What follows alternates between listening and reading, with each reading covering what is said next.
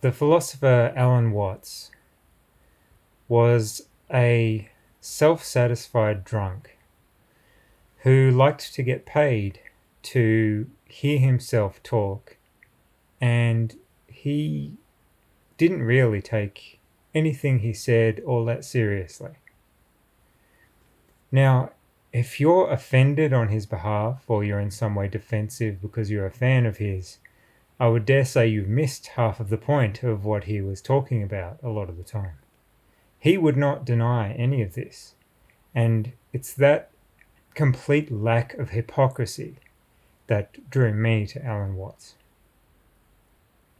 He understood that in himself and in other people, there is a lot of hypocrisy, and any time you try to pretend that you aren't flawed, you're going to reveal those flaws in some possibly terrible way. As he put it in one speech, "When people start talking about love, I buy a gun and bar my doors because I know there's a storm of hypocrisy brewing." He really had a way with words. And when it came to philosophy, like, he was a student of Zen mainly, I believe, but he read quite broadly. He took the approach where instead of putting a blindfold on you and trying to spin you around and lead you down a path where eventually you might, if you're lucky, realize that, what you're being told is rubbish and understand what you're meant to understand, Alan Watts would do you the courtesy of not putting a blindfold on you, pointing out exactly what kind of twisty geometry you're on, and would say, you are in a trap. And if you have ever on your own tried to meditate and try to do, for example, the whole idea of non-striving. Oh, you're meant to meditate, but you're not meant to have any intention in mind. And you realize very quickly, if you're a thinking person, that, hang on, my whole reason for doing this is that I want some kind of outcome. And rather than just leaving this contradiction hanging in the air as an apparent sort of reason to doubt the philosophy, Alan Watts would explicitly address this, and he would say, this is the trap you're in.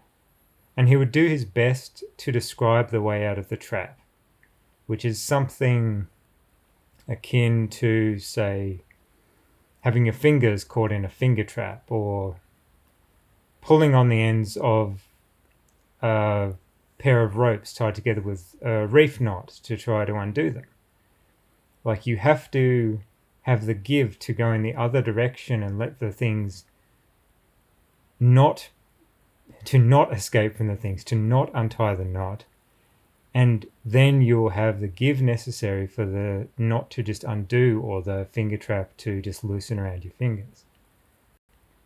And so few people seem to have both the understanding of these things and the willingness to articulate it to the highly intellectualized, I guess we could say, Western mindset.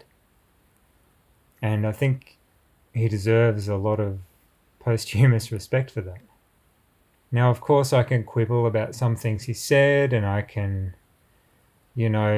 talk about how I noticed like chains of fallacies in some of his claims about how the universe is structured and supernatural beliefs and so on. But I don't listen to him for those things, and I don't think they're all that relevant to the important stuff that he has to say. So if you find problems with contradiction and with hypocrisy in most teachers, I can recommend trying to get hold of Alan Watts' lectures and listening to them. And I would caution you that there are probably, for every simple recording of a full lecture of his, there are dozens and dozens of videos pretentiously deciding that they know which parts of what he has to say are actually important, and they can just trim all the rest of it away. in such a way as to deliberately deceive you into believing that this is just him speaking continuously, even though they've cut out a whole bunch of stuff which, when I heard it, I thought actually made the thing make a whole lot more sense. So try to get entire videos without stupid music in the background if you can.